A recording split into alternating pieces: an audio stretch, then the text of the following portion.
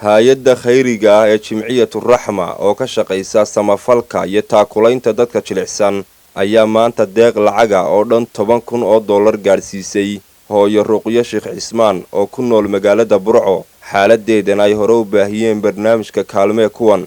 ugu horeynba waxaa halkaasi ka hadlay gudoomiyaha hay-adda Jimciyatu Raxma Cabdalle Maxamed Ibrahim iyo agaasimaha hay-adda Jimciyatu Raxma Axmed Cismaan Cabdi oo lacagtaasina ku wareejiyay gudoomiyaha barnaamijka kaalmee kuwan Cabdi Maalig Muuse Coldoon iyagoona ka warbixiyay cidda deeqdaasi soo baxsatay. annagoo ah Jimciyatu Raxma Khayriya maanta waxaanu u sidnaa Ruqya oo dad ehel khayr ah oo dumar ah lacag ay soo ururiyeen oo soo mariyeen gurmad Somali Relief oo aan wada shaqayn leenahay.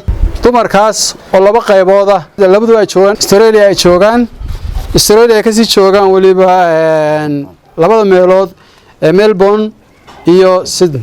waxay ku soo hagaajiyeen oo u dhiibeen gurmadna annagayna soo wakiilatay oo ah Jimciyatu Raxma annaga wada shaqayn leh ayna soo wakiilatay. annaguna waxaan soo gaarsiinay Cabdi Maalig iyo Ruqya oo Cabdi Maalig ka wakiil yahay oo jazakallahu khayr u baahiyay hawl weyn oo wado isagoo kaliya aan u wadin laakiin dad fara badan oo wado waxaan leenahay miisaanka xasanadka Allah kugu daro.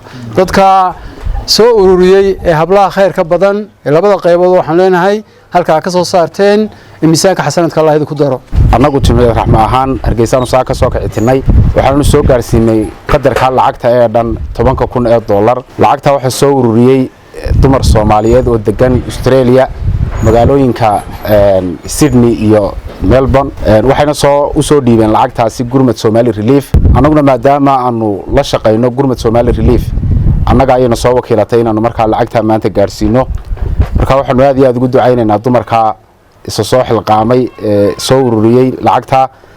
sidoo kale waxaanu mahad celinaynaa gurmad oo iyaguna runtii mas'uuliyad iska saaray. annaguna Raxma ahaan waanu soo gaarsiinay Cabdi Maaligna uu nala joogaa maanta lacagtaas oo 10,000 waanu ku wareejin doonaa. gabagabadii waxaa halkaasi ka hadlay gudoomiyaha barnaamijka kaalmee kuwan Cabdi Maalig Muuse Coldoon iyo hooyo Ruqyo Sheekh Cismaan iyagoona u mahadnaqay cid kasta oo ka qayb qaadatay deeqdaasi lacagta ah ee la soo gaarsiiyay maanta. munaasabadan iyo kulankani waa kulan lacag guddoonsiina. maanta waxaa lacag gaaraysa 10,000 oo dollar la guddoonsiinaya walaasheen Ruqya Sheekh Cismaan Xaaji Xuseen oo aanu warkeeda hore ugu soo bandhignay barnaamijka kaalmee kuwan. lacagtaas waxa wada oo nagu soo booqday magaalada Burco Jimciyatu Raxma Khayriya. waxa weeye hay-adda Raxma ee khayriga waxaana inagala jooga gudoomiyaha hay-addaas iyo agaasimihii iyo agaasime ku-xigeenkii iyo mid ka mid ah odayaasha hay-adda. maanta walaasheen Ruqya maha Ruqyadii ilmeynaysay ee murugeysnayd ee walbahaarnaysnayd ee tiraanyeysnayd. maanta waxa weeye warkeedu waa isbedelay. waxaan rajaynaynaa maalmaha soo socda in ay noqoto dadka iyagu dadka kaalmeeya inay ka mid noqoto ayaan rajaynaynaa. waxa weeye Ruqya hawlaheedii si wacan bay u dhaqaaqeen. wanagii dhawaan u dhagax dhignay gurigii ay degi lahayd kadibna waxaanu u sameeynaynaa mashruuci ay ilaha dhaqaale u noqon lahaa iyada iyo ubadkeeda agoonta. طبعا waxay haysataa caruur 9 oo agoona. mar labaad waxaan hoosta ka xariiqaya inaanu lacagta ka gudoonay Jimciyatu Raxma Khayriya. lacagtaasina waa 10,000 oo dollar waxayna soo gaarsiiyeen walaasheen Ruqyo Sheekh Cismaan Xaaji Xuseen oo ila joogta oo ana wakiil ka ahay.